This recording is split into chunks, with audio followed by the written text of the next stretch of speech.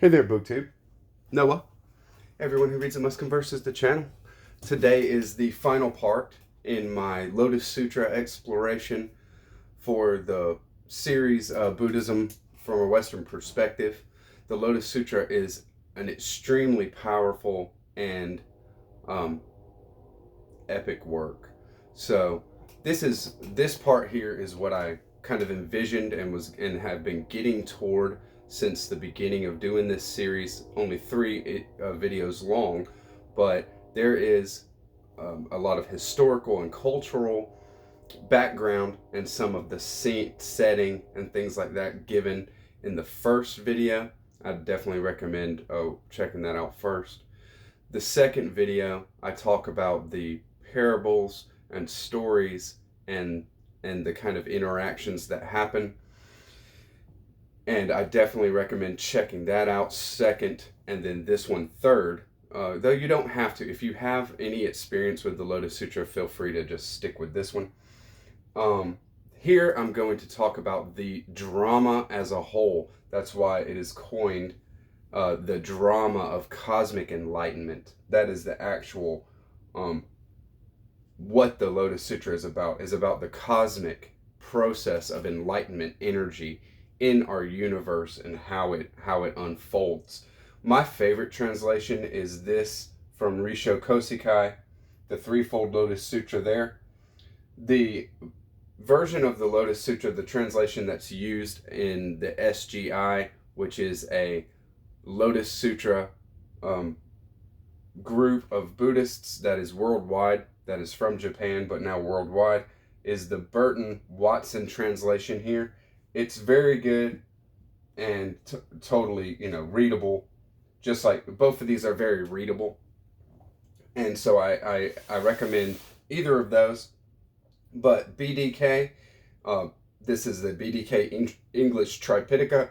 This book is about the Tendai Lotus School, which is a kind of a, we would call it medieval times, 15th, 16th century maybe, followers of the Lotus Sutra. But they have, in this BDK English Tripitaka, they have a translation of the Lotus Sutra as well.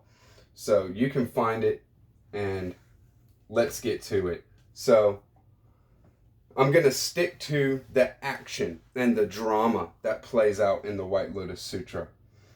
This sutra, I have heard it translated, the title, as the Lotus Sutra of the Real Truth. It is the deepest, most penetrating view of reality from a Buddhist perspective that is in any sutra. It is the heart of all Buddhism. And it starts out at the summit of a mountain. And the Buddha is there with a group of disciples and laymen and laywomen and monks and nuns and, just a huge group, thousands and thousands.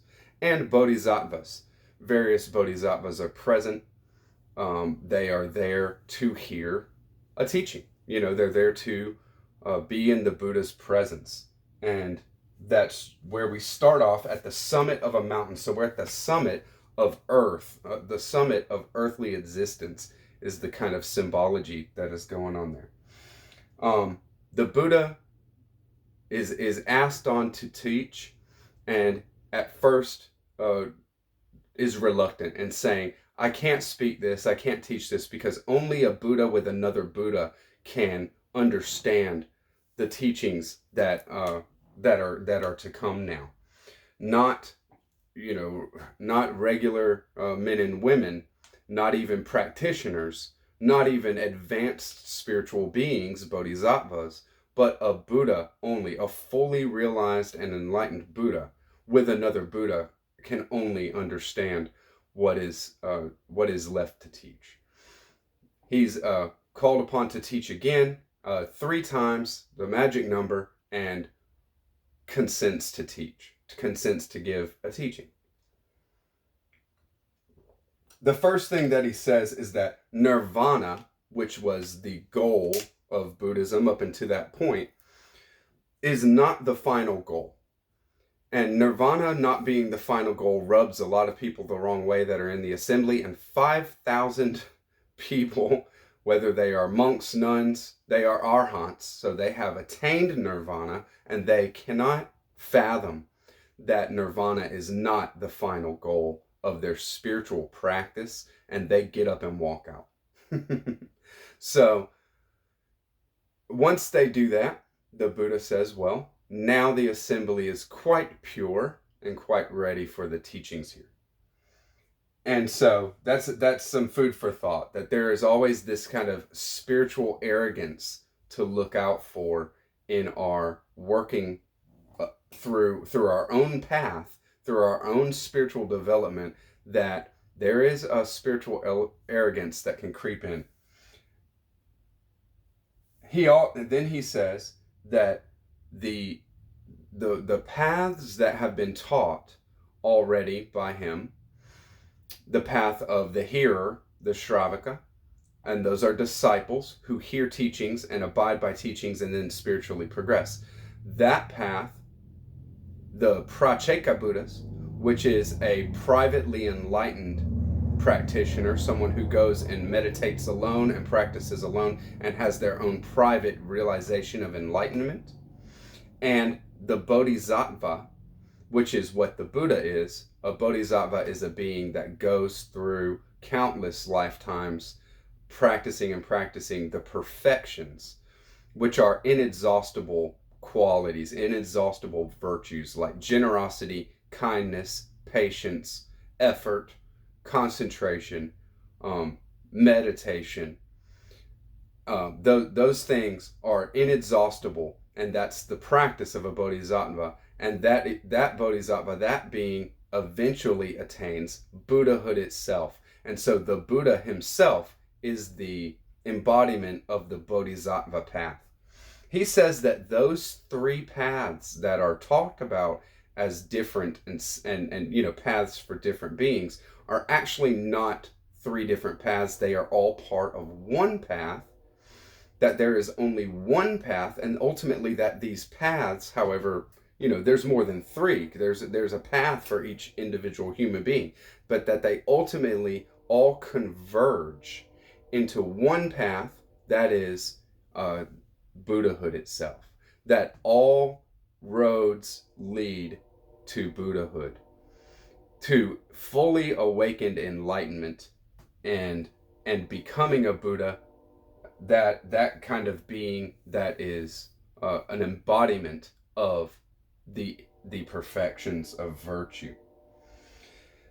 This is the part of the sutra then where the Buddha is telling stories and parables, and the disciples and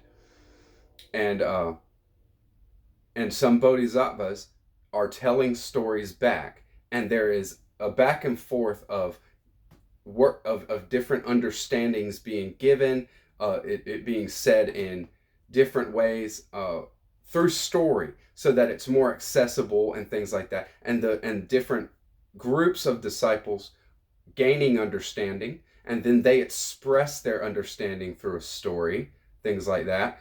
Other disciples and lay men and women and monks and nuns, all they gain understanding, and then they express understanding and all this kind of thing. And that's where the bulk, this is where in the sutra that the bulk of my second talk happens, my second video. So at the conclusion, not the conclusion of all the stories yet, but at this point, after a lot of the assembly gains understanding of what is actually being told, that there is only one path, one spiritual path of illumination, and it's millions of lifetimes long and an incalculable almost amount of years away, but that all who understand this and go for it are destined to achieve the goal and become Buddhas. When that kind of thing is felt and given voice to by a disciple or a monk or nun, then that being by the Buddha is predicted to his future enlightenment. and told what kind of world he will have or she will have, what the beings in that world will be like, how long the teaching, the law, the teaching of the truth, the teaching of Buddhism in that world will last, and then how long it will be in decline, and then be inhabited by another Buddha. That's how it goes. It's just a never-ending kind of cycle, right?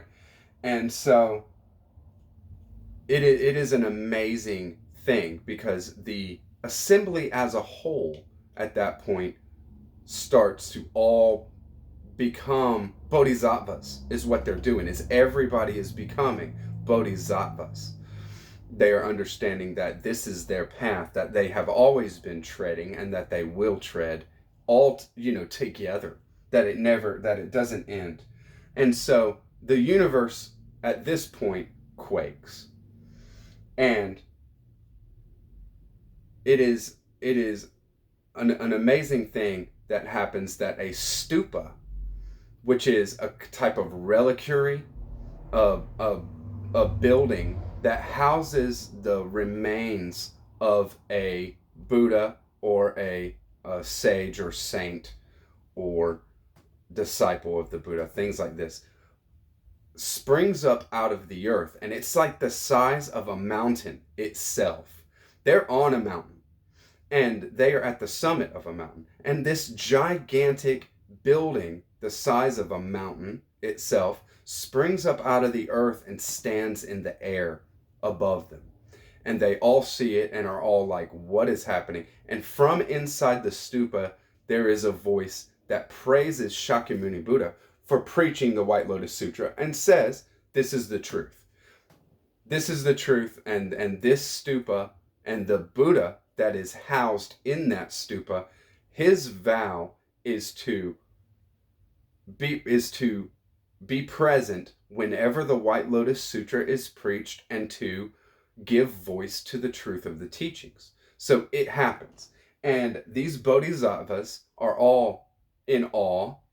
It can't even hardly wrap their heads around what is going on. And they ask to see the body of the Buddha that is inside the stupa. And Shakyamuni Buddha says that this Buddha is an incredibly ancient Buddha. Millions and millions and millions of years ago, this Buddha had made this vow, and this is the Buddha that is called Abundant Treasures. That is his name. And it is a Buddha that is the embodiment of the truth, the real truth, the ultimate truth, the ground of truth, that Buddhahood is present inside all beings. They just have to realize that, right? So the stupa rises up out of the earth, and the Buddha says, it's not so easy for me to open this stupa and show you. This Buddha has another vow, that if I'm to open the stupa and show you the body of this Buddha that is the truth, the ultimate truth, that all of the Bodhisattvas and Buddhas, all the Buddhas in the universe, like in the whole universe, have to be gathered together in that place in order for that stupa to be opened. So he shines the beam of white light again throughout the entire universe, and sweeps through the entire universe, countless world systems, and all the Buddhas that are teaching and preaching and enlightening beings in those world systems all see it. And they know what is asked of them, because the Buddhas all know the Lotus Sutra. They know that Buddhahood is in every being, right? So they see this and they say, I have to go to the Saha world. And they start coming in, and there's no space for them. So the entire world is transformed at this point in the sutra. This is where the sutra takes a very definite turn. And what happens is the entire ground of the earth is made into a flat plane, and it is transformed into blue, Lapis lazuli is what that is called, but it is like a blue flat surface, and it is completely immeasurable in how long it is, in how big of an area it is, and it is gridded off in golden cords. So imagine a blue flat plane gridded off with golden cord. And so I see it as like a Tron world, like a computer world. And inside each of the squares that is gridded off are a jewel tree, which is basically a light tree that is a seat. The Buddha that comes in from the other universes can sit under that tree, and that fills up the entire space. Well, they fill up all the space, and there's still more Buddhas to come. So that the Buddha, it says in the sutra that the Buddha purifies countless world systems like this and adds their area to our world system and makes enough space for all these Buddhas. So now we have that kind of thing. And also, at that point, the Buddha can open the stupa, and we see inside a throne, with a huge throne with the Buddha abundant treasure sitting on it, and Shakyamuni goes and sits with that Buddha on the same throne. So very, very symbolic there that the Buddha, or the historical Buddha, Shakyamuni Buddha, is the same as this ancient, incredibly ancient Buddha that is the embodiment of the ultimate truth of reality, that Buddhahood is present in every single being. And the assembly voices that they can't see what's going on anymore because everything is high up in the stupa, and the stupa is hanging in the air. So Shakyamuni raises the whole assembly up, and they are floating in the air now around the stupa. So now there's the scene that we're at. This is a step out of time and into the eternal realm. And so we have this blue flat surface that is gridded off with golden cords that is basically almost infinite in the amount of space and area that it is. The assembly, the original assembly, is floating in the air around this huge mountain big stupa, that within the stupa is made out of jewels, all of it. Sorry, I didn't say that before. And the two Buddhas are inside on their throne. Well, everybody is completely in awe. And the Buddha says, who can preach the White Lotus Sutra? In the Saha world, our world is the Saha world. That is the world of endurance, the world in which there is much to be endured. Who can preach it? And a number of Bodhisattvas say, well, I'll preach it. I'll take this up and make this my goal to preach this sutra all the time. And as they say it, from beneath the earth, which is now transformed, but beneath that springs up countless, innumerable, called irreversible Bodhisattvas. These are Bodhisattvas that are so advanced along the path that their next goal, no matter what they do, will be Buddhahood itself. They will attain Buddhahood. And these beings keep coming and keep coming. And it says in the sutra, 50 minor eons for all these beings to come up out of the earth, all these irreversible Bodhisattvas, and to pay homage to the Buddha and to find a place around the stupa. 50 minor eons, and it feels like just half a day.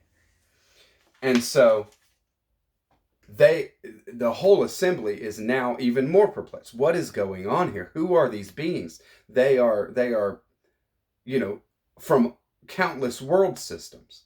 They're from, all different walks of life, all different types of beings, and they're all irreversible bodhisattvas. Where do they come from? Who are they? And the Buddha says that these are all my disciples. I've been teaching them from the beginning. I've been teaching them and enlightening them from the beginning. They are my disciples. And they look at it, and one of the bodhisattvas says, "What are you talking about? You gained enlightenment 40 years ago under the Bodhi tree in India or Nepal. What are you talking about? This is insane." And says that it doesn't make any sense. It's like a 25-year-old man looking at a group of 100-year-old men and saying, "Those men over there, they're all my sons." And the 100-year-old man looking at the 25-year-old man and saying, "Yes, that's my father." It's ridiculous as that. It doesn't make any sense. And then here is the ultimate thrust of the climax of the sutra, where the Buddha says that he did not gain enlightenment 40 years ago below the Bodhi tree. He claims and says that he has been enlightened eternally, that throughout all time he has been enlightened, and he only acts in the ways that is right for the time. So this is an example of skillful means. Skillful means in this version of the Lotus Sutra, it is called tactfulness. That is synonymous with Buddhahood itself.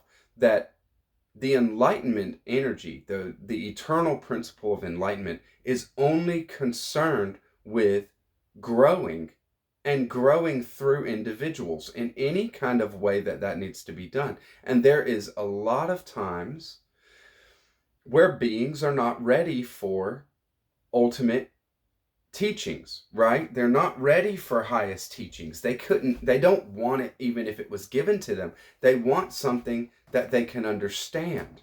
They need something that they can understand.